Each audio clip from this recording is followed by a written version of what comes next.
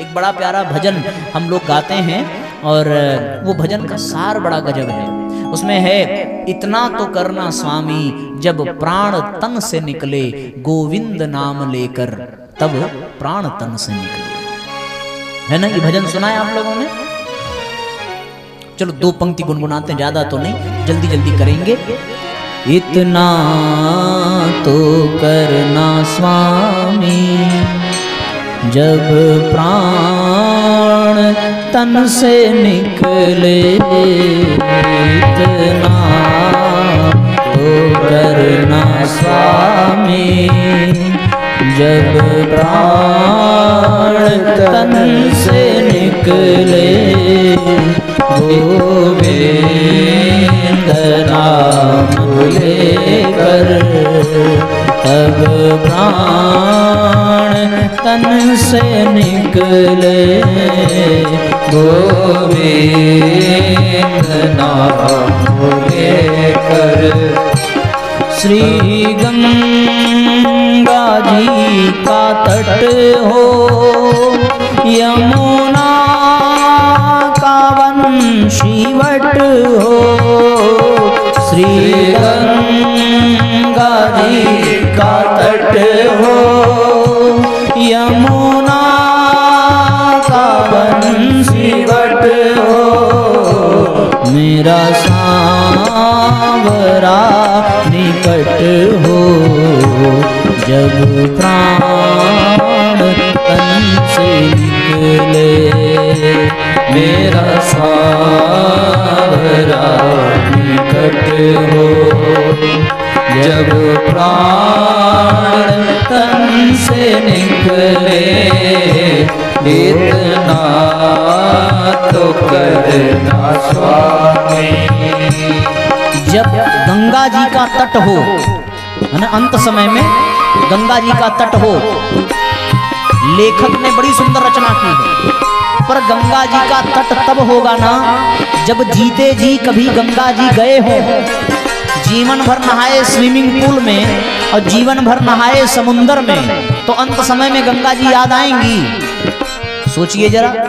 फिर कहते हैं श्री यमुना का वंशीवट हो, यमुना का वंशीवट तब होगा जब कभी जीवन में मथुरा वृंदावन यमुना किनारे दर्शन करने गए होंगे, तब तो यमुना का वंशीवट होगा, अन्यथा तो यमुना का वंशीवट मिल ही नहीं सकता।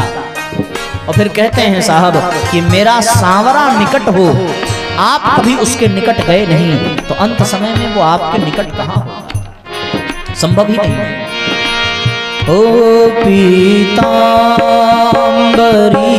कसी हो, छवि मन में ये बसी हो, होठों पे कुछ हंसी हो, जब प्राण तन से निकले, होठों पे कुछ हंसी हो, जब प्राण तन से निकले। होठों पर हंसी हो, पर होठों पे हंसी कब होगी? जब हमने किसी के जीवन में हंसी प्रदान की होगी, किसी को प्रसन्नता दी होगी, तब तो मरते समय होठों पर हंसी होगी। जीवन भर लोगों को रुलाया हो तो अंत समय में कभी प्रसन्नता मुखमंडल पर आती नहीं। अगला क्रम है, ओ श्री वृंदावन का स्थल हो, मेरे मुख में तुलसी दल हो, श्री वृंदावन का वन हो, मेरे मुख में तुलसी दल हो, विष्णु चरण का जल हो, जब प्राण तन से निकले, विष्णु चरण का जल हो, जब प्राण तन से निकले। विष्णु चरण का जल कब होगा? जब वो जल कभी गया होगा। जीवन भर कौन सा जल गया? बड़ा सुंदर सुंदर नाम है। अत्था, पौआ, वोडका, देसी, विदेशी। अब जब ये सब गया होगा तो विष्णु चरण का जल अंत में रहेगा। कहते हैं कि मुख में तुलसी दल हो, जीवन भर मुंह में गुटखा दबा के रखे, बीड़ी सिगरेट दबाते रहे, अंत समय में तुलसी का दल मिलेगा कभी? कदापि। इसलिए जो अंत समय में चाहते हो उसकी तैयारी करो, तब जाकर के बात बनेगी। उसने जीवन भर पुत्र के ही बहाने नाम लिया था नारायण का, अंत में नारायण का धाम मिला और अजामिल का उद्धार हुआ। इसलिए नाम संकीर्तनम यस्य सर्व पाप प्रणाशनम। आगे चल करके वृत्तासुर की कथा है। वृत्तासुर ने भगवान की बड़ी सुंदर स्तुति की है। इंद्र के हाथों मारा गया है। इस कथा को और इस प्रकार से अनेकों प्रसंगों को प्रणाम करते हुए हम सभी भगवान के परम भक्त वत्सल, परम भक्त, परम भागवत श्री प्रहलाद जी की कथा में प्रवेश करें। बहुत सुंदर कथा है। हिरण्याक्ष और हिरण्यकशिपु ये दोनों जो है माता दिति के पुत्र हैं, दिति कश्यप की पुत्री हैं। ये दोनों असुर हैं। वाराह रूप धारण करके भगवान ने हिरण्याक्ष का वध किया है और उसकी ईर्ष्या में वो विष्णु का वध करना चाहता है हिरण्यकश्यप। उसकी पत्नी है कयाधु। कयाधु के गर्भ में जो बालक पल रहा है उसे गर्भ में ही नारद जी ने दीक्षित किया है और कयाधु को अपने आश्रम में रख करके नारद जी ने उस बालक को बहुत सुंदर संस्कार दिए हैं। हमारे यहाँ पुंसवन संस्कार की परंपरा है। इन बातों पर कुछ कुछ हम लोग कल चर्चा करेंगे। हाँ, एक बात का ध्यान रखिएगा। आजकल जो कथाओं का प्रचलन चल रहा है कि रुक्मणी विवाह होगा तो उसकी झांकी निकाली जाएगी और जन्मोत्सव होगा तो कृष्ण भगवान की झांकी, फिर सुदामा चरित्र में सुदामा की झांकी, फिर वामन भगवान को बना दिया जाएगा, फिर नरसिंह भगवान को बना दिया जाएगा। हमारे दिमाग में एक बात आई है कि हम लोग थोड़ा सा एक परिवर्तन करें और एक शुरुआत करें। क्या शुरुआत करें? कि हम लोग भी झांकी निकालें। लेकिन कैसे? अब ऐसे निकाला जाए कि जब भगवान के नामकरण की कथा हो तो हम अपने बच्चों का भी नामकरण कथा में करावें। पहली बात, जब भगवान का यज्ञोपवीत संस्कार हो तो हम बच्चों का भी यज्ञोपवीत संस्कार करावें। जब भगवान का दीक्षा संस्कार हो तो हम अपने बच्चों का भी दीक्षा संस्कार करावें। ठीक है ना? कल भगवान का नामकरण संस्कार होगा, ध्यान दीजिएगा। आपके घर के जितने भी बच्चे हैं उनका नामकरण तो हुआ नहीं होगा किसी का, अपने मन से नाम रख दिए होंगे, है ना? वो नामकरण संस्कार हुआ है नहीं ना? हाँ, नामकरण संस्कार बहुत जरूरी है। और यदि आपके बच्चों का नामकरण, 10 मिनट में थोड़ी चर्चा करूं, नामकरण जितने भी संस्कार है ना ये बहुत आवश्यक है। हमें हमारे यहाँ 16 संस्कारों की परंपरा रही है। ऋषियों ने जन्म से पहले और मरने के बाद तक संस्कारों में मनुष्यों को बांधा था। जब जीव गर्भ में आता है तो पुंसवन संस्कार कराया जाता है। जब वो पैदा होता है तब उसका नामकरण कराया जाता है। थोड़ा बड़ा हुआ तो अन्नप्राशन संस्कार होता है, और बड़ा हुआ तो मुंडन संस्कार होता है, और बड़ा हुआ तो विद्यारंभ संस्कार होता है, और बढ़े तो यज्ञोपवीत संस्कार, फिर दीक्षा संस्कार, फिर विवाह संस्कार, फिर अंत्येष्टि संस्कार। ये पूरे 16 संस्कार हैं जो हम अपने बच्चों के संस्कार नहीं करा रहे, इसीलिए हमारे बच्चों के संस्कार बिगड़ रहे हैं। और उसका विज्ञान मैं आपको बता दूं कि मनुष्य योनि पाने से पहले जीव बहुत सारे योनियों में भटक करके आता है, और जिस योनि से वो होकर के आता है उस योनि के संस्कार उसके साथ चिपक जाते हैं। जैसे सर्प के योनि में अगर वह जीव पूर्व जन्म में रहा होगा तो सर्प का जो स्वभाव है वो है क्रोध करना। हमेशा वो फुफकारता रहता है, हमेशा क्रोध में रहता है। अगर वही सर्प का, जो सर्प की योनि में था जीव, वही अब मनुष्य शरीर पा गया, तो मनुष्य शरीर पा जाने से उसका स्वभाव नहीं बदल जाता, उसमें सर्प वाले क्रोध का स्वभाव रहेगा, क्योंकि वह जीव लगभग 100 वर्ष से अधिक सर्प योनि में रहा है, और जिस योनि में वो 100 वर्षों तक रहा तो क्रोध करते करते क्रोध उसका स्वभाव बन गया।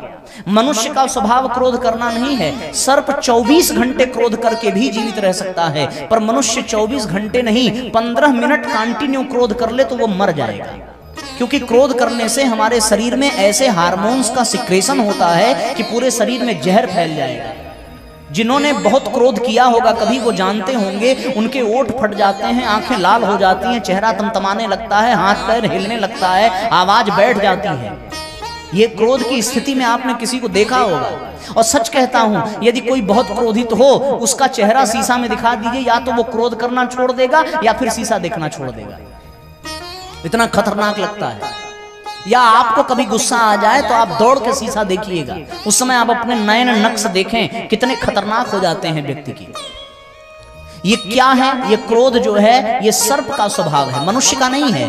पर अब ये जान लेना कि जिसने अधिक क्रोध है जिसके भीतर, वो पूर्व जन्म में क्या रहा होगा? बोलिए भाई। हाँ, तो हम नहीं कह रहे हैं, आप बता रहे हैं। अगर अगल बगल कोई क्रोध वाला हो तो समझ लीजिए सांपा था पिछले जन्म में। अच्छा, और आपसे पूछते हैं, जो इस जन्म में लालची बहुत हो, पिछले जन्म में क्या रहा होगा? क्योंकि लालच मनुष्य का स्वभाव नहीं है। लालच किसका स्वभाव है? बोला हो, लोमड़ी। कहानी नहीं सुने हैं? लोमड़ी का स्वभाव है लालच। अच्छा, एक और बात बताएं, जिसके पास बुद्धि ना हो, खाली खटना जानता हो, वो पिछले जन्म में क्या रहा होगा? है? बैल। यही ना? बुद्धि नहीं है, मेहनत खूब करेगा, उसी को बैल कहते हैं। बैल क्या करता है? बांध दीजिए तब वो गोल गोल घूमता रहेगा,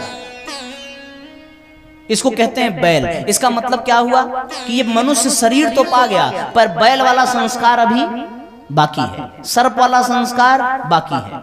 जो हिंसात्मक प्रवृत्ति का हो, वो पिछले जन्म में जरूर शेर रहा होगा। जो चतुर चालाक हो, दूसरों को मूर्ख बनाता हो, वो क्या होगा?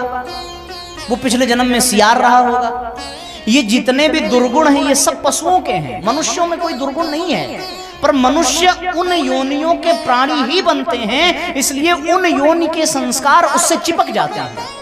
अब 100 साल अगर आप किसी योनि में रहे तो आप जो है 10 मनुष्य शरीर पा करके उससे बाहर नहीं निकल सकते। ऋषियों ने इस विज्ञान को समझा था, इसीलिए ऋषियों ने कहा कि जब जीव मनुष्य रूप में आवे तो उसका संस्कार सबसे पहले कराना जरूरी है। 3 माह का यदि बच्चा है तो 3 माह के बच्चे को पेट में ही पुंसवन संस्कार कराया जाता है कि पूर्व जन्म के संस्कार मिटें। उसके बाद जब बच्चा पैदा हुआ तो फिर उसका नामकरण कराते हैं, क्योंकि पिछले जन्म में वो किन नामों से पुकारा गया, यथा नाम तथा गुण। इसीलिए हमारे ऋषियों ने नामकरण संस्कार की परंपरा शुरू की। हम ऐसे ही नाम रख लेते हैं, ऐसे नाम नहीं रखा जाता। नामकरण का विधिवत संस्कार होता है, और जो नाम व्यासपीठ से दिया जाए, गुरु आचार्यों के द्वारा दिया जाए, वो नाम रखा जाता है। हम लोग कौन कौन सा नाम रख देते हैं? टॉमी रख देते हैं, बाबू रख देते हैं, चिच्ची रख देते हैं, चिक्कू रख देते हैं, कुच्चू रख देते हैं, पुच्चू रख देते हैं, बाबू रख देते हैं, निरहू रख देते हैं। अब बताइए, मिठाइयों के नाम पे हम अपने बच्चों का नाम रख देते हैं, कुत्तों के नाम पे अपने बच्चों का नाम रख देते हैं। संस्कार क्या कहता है? ऋषियों ने परंपरा बनाई कि फूलों के नाम पर, ऋतुओं के नाम पर, महापुरुषों के नाम पर, पौधों के नाम पर, प्रकृति के नाम पर और भगवान के नाम पर बच्चों का नाम रखना चाहिए, तब उनके गुण उसमें आएंगे। अन्यथा तो आप जिस बच्चे का नाम बिगाड़ दीजिए वो जीवन भर बिगड़ा रह जाएगा। और अगर आपको इस बात पर विश्वास नहीं है तो आप अपनी बिटिया का नाम कैकेयी और मंथरा रख के दिखाइए, क्या आप कभी रख पाएंगे? क्या आज तक किसी ने अपने बेटे का नाम रावण रखा? तो जब रावण नहीं रखा तो चिक्कू आपका कब से रिश्तेदार बन गया भाई, कि चिक्कू कहां से आपके जीवन में आ गया? आप खुद सोचिए। प्यार से भी बुलाना था तो प्यार से आप राम कह लेते, प्यार से आप कृष्ण कह लेते, प्यार से गोपाल कह लेते। हम लोगों का जरा नाम देखिए, भैया का नाम रविकांत समझ लीजिए, हमारे पिताजी का नाम ध्रुव, हमारा नाम भोले, हमारे आचार्य जी का नाम श्रवण, हमारे तबले वाले भैया धनंजय, हमारे कीबोर्ड वाले भैया शिव कुमार और हमारे भैया विवेक। ऐसे ऐसे नाम वाले हैं हम लोग। और आप लोग कौन कौन से नाम वाले हैं आप खुद पहचान लीजिए। फूलवती कहा हो, लक्ष्मी ना, अरे ये सब नाम कहां से आया? तो इसलिए एक तो बच्चा था, हम आपको बाबूजी सच बताएं, उसका नाम रखा गया था गप्पू, और जीवन भर वो गपगपाता ही रह गया, कुछ हासिल नहीं कर पाया। गप्पू गप्पू गप्पू गप्पू बुलाते रहे सब लोग, गप गप गप गप करते गपगपा गया, जीवन खत्म हो गया, उसका जीवन है गपगपा गया पूरा। अगर आप उचित नाम रखते तो व्यक्तित्व भी उचित होता।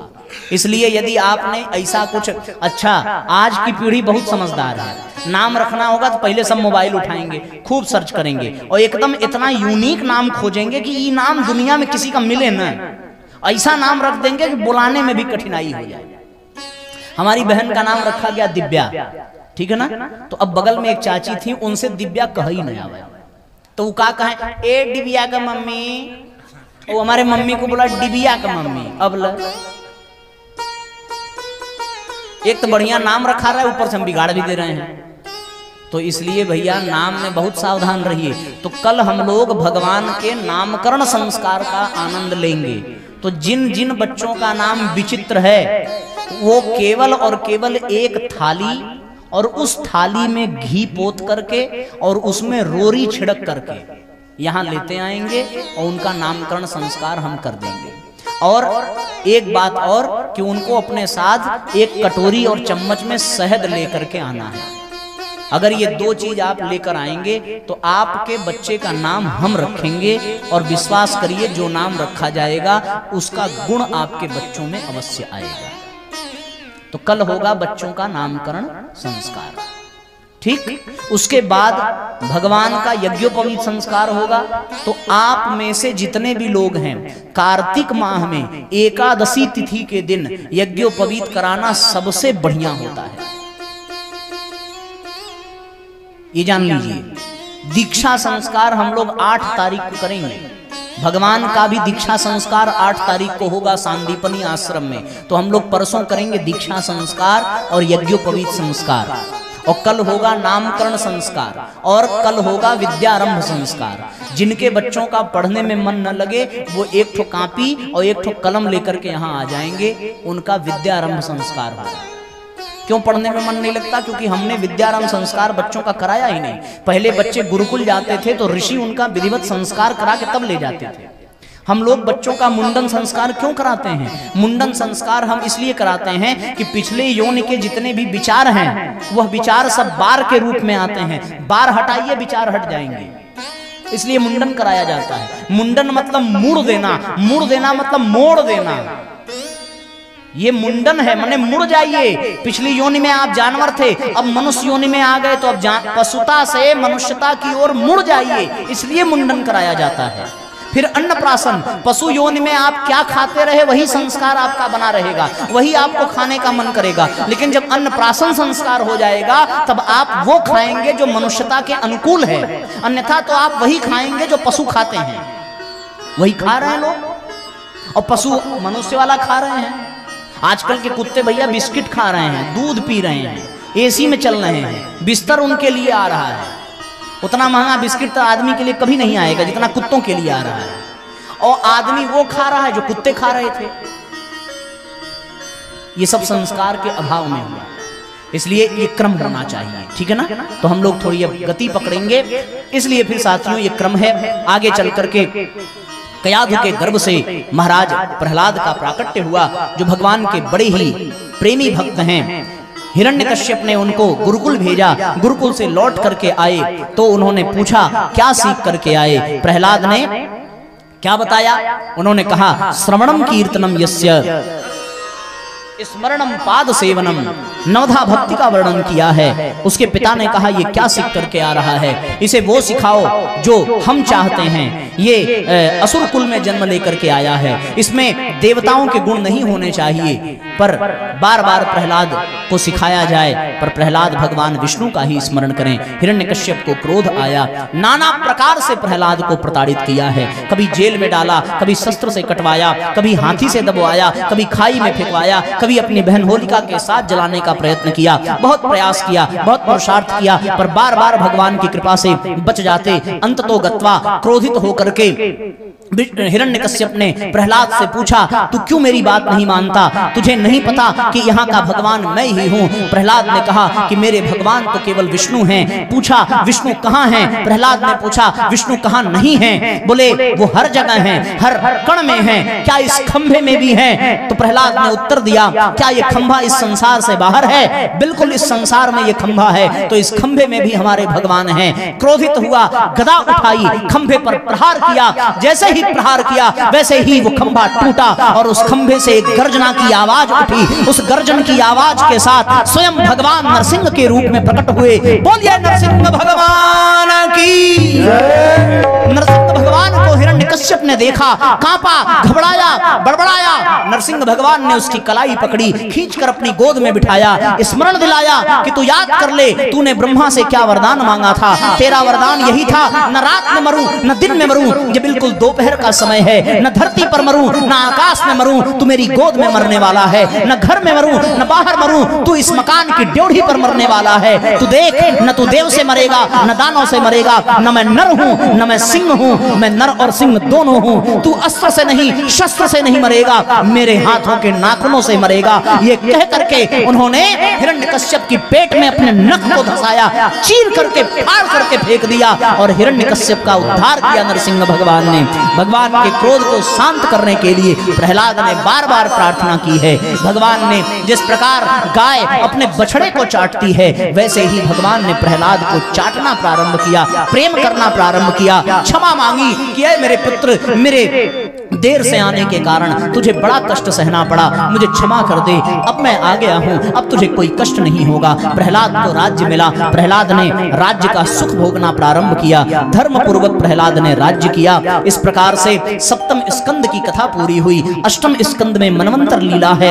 एक कल्प में 14 मनवंतर होते हैं। एक मनवंतर में प्रत्येक सप्तऋषि होते हैं, प्रत्येक इंद्र होते हैं और कम से कम एक अवतार होता है। मनवंतर लीला में 6 मनवंतर बीत जाने पर एक पहला मनवंतर बीता स्वयंभू मनु, दूसरा मनवंतर बीता स्वारोचिष मनु, तीसरा मनवंतर बीता जिसमें प्रियव्रत के पुत्र उत्तम मनु हुए, चौथे मनवंतर में तामस मनु हुए और चौथे मनवंतर में ही भगवान हरि की कथा है।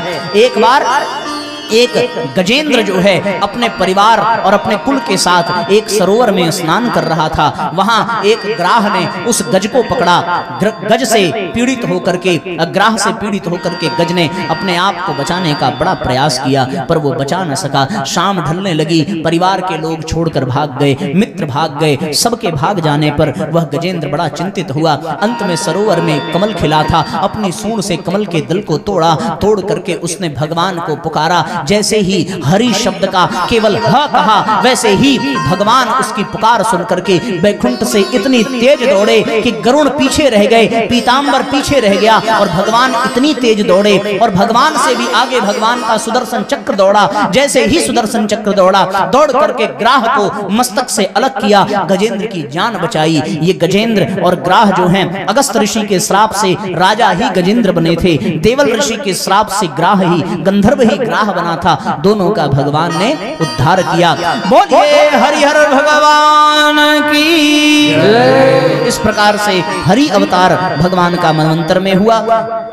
5वें मनवंतर में रैवत के तामस मनु के भाई रैवत मनु बने। 6वें मनवंतर में चाक्षुष मनवंतर अजीत भगवान का अवतार हुआ है, जिसमें समुद्र मंथन की कथा आती है। समुद्र मंथन की कथा में देवता और दानवों ने मिल करके क्या किया? समुद्र मंथन किया है। श्रीमणि रंभा वारुणी अमीय शंख गजराज कल्पद्रुम शशि धेनु धनु धनवंतरी विषबाज, इनका प्राकट्य हुआ है समुद्र मंथन में। ये 14 रत्न निकले। इन 14 रत्नों का अलग अलग लोगों में वितरण हुआ। सबको एक एक चीज दी गई, जिसमें मेरु की मथानी बनाई गई, वासुकी नाग की रस्सी बनाई गई, भगवान का कच्छप अवतार हुआ। फिर भगवान ने मोहिनी रूप धारण करके अमृत देवताओं को पिलाया।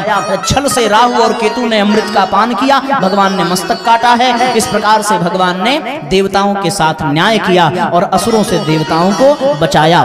जो जितने भी 14 रत्न समुद्र मंथन से निकले थे, उन समुद्र मंथन से निकलने वाले सभी रत्नों को सब में वितरित किया।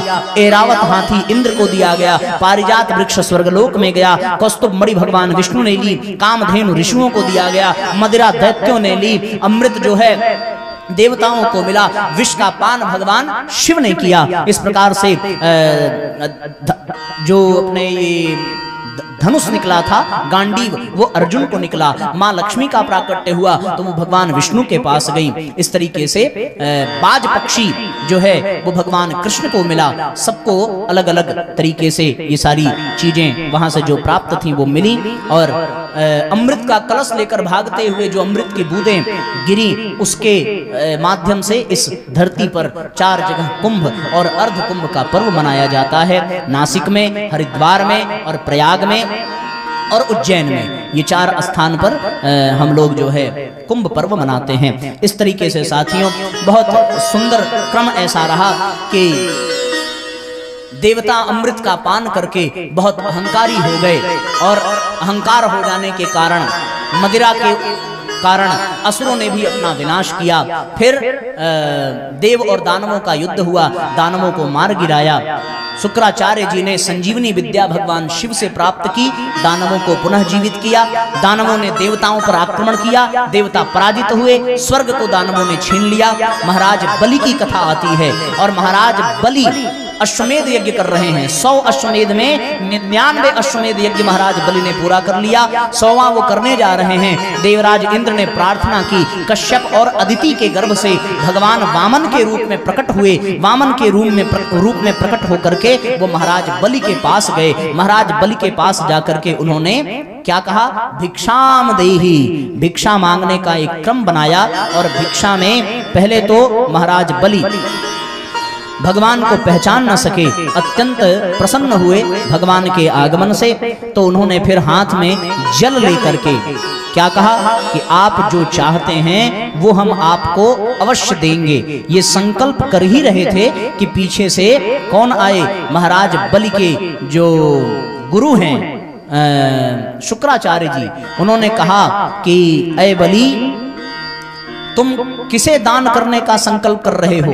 ये कोई ब्राह्मण नहीं है, ये कोई याचक नहीं है, ये साक्षात विष्णु ही हैं जो यहाँ तुम्हें लूटने आए हैं। तुम्हारे यज्ञ का अंश लेकर के तुम्हें जो है स्वर्ग से रिक्त करना चाहते हैं। इसलिए सावधान हो जाओ और सावधान होकर के तुम संकल्प करो।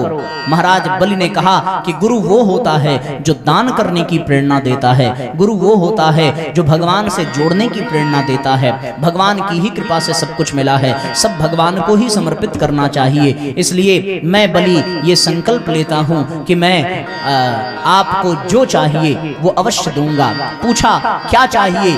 भगवान ने उत्तर दिया। बलि ने पूछा है किम दीयताम? भगवान ने कहा मेदिनीम, अर्थात धरती चाहिए। का मात्रा? भगवान ने कहा मम विक्रम त्रयमिदम, मेरे पैरों से नाप कर 3 चरण धरती चाहिए। बलि ने संकल्प लिया है और बलि ने क्या कहा? माँ देहि, मैं अवश्य दूंगा। गुरु शुक्राचार्य ने कहा कि हरिरयम, ये कौन है? हरिरयम अर्थात हरि है और अयम हरि ही, ये हरने आया है। इस भाव से पात्र को पात्र का निर्णय करके दान करना चाहिए। बलि बोले भगवान से बड़ा सत्पात्र और कौन हो सकता है।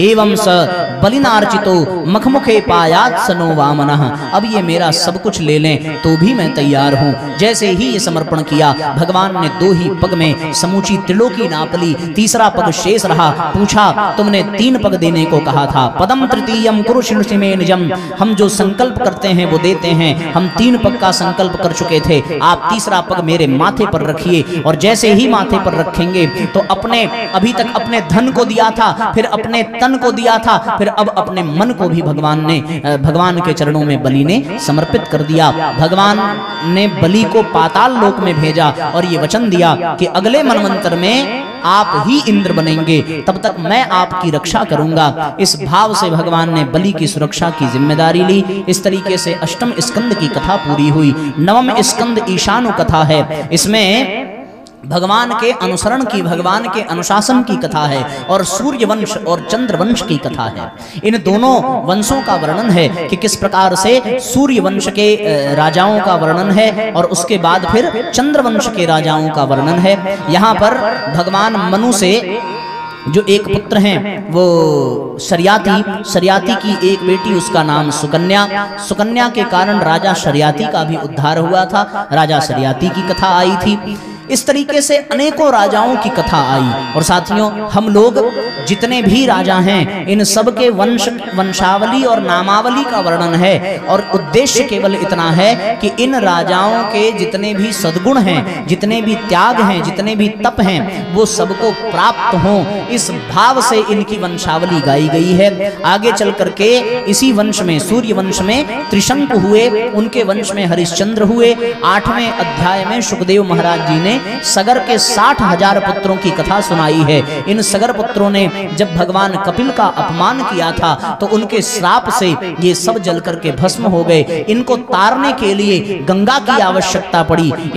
इनके लिए असमंजस ने कठोर तप किया। असमंजस के पुत्र अंशुमान के पश्चात उनके पुत्र दिलीप ने कठोर तप किया। दिलीप के पुत्र भगीरथ 3 पीढ़ी लगी तप करने में, तब गंगा जी प्रकट हुई। बोलिए गंगा मैया की जय। गंगा का प्राकट्य हुआ।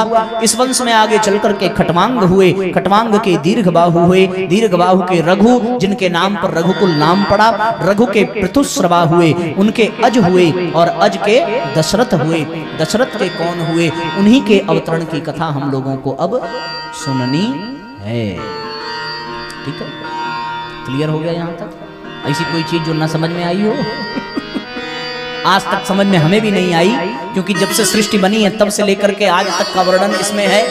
तो इसको जैसे हमने पढ़ा था वैसे आपको सुनाया, और जैसे आपने सुना वैसे मन हो तो किसी और को सुना दीजिएगा। पर दावा हम करते हैं आप सुनाने के लायक नहीं हैं, क्योंकि जब हमें आज तक नाम नहीं याद हुआ तो आपको भी याद नहीं होगा। इसीलिए नामावली वंशावली का वर्णन करते कुछ हम पोथी खोल लेते हैं, बाकी तो सब बिना पोथी के चल जाता है, पर ये वाला बिना पोथी के नहीं चलता। तो आइए हम लोग अब जरा उस ओर यात्रा करें जिसके नाते भगवान का प्राकट्य हुआ, जिसका जीर्णोद्धार अयोध्या में पूरा होने वाला है जनवरी में।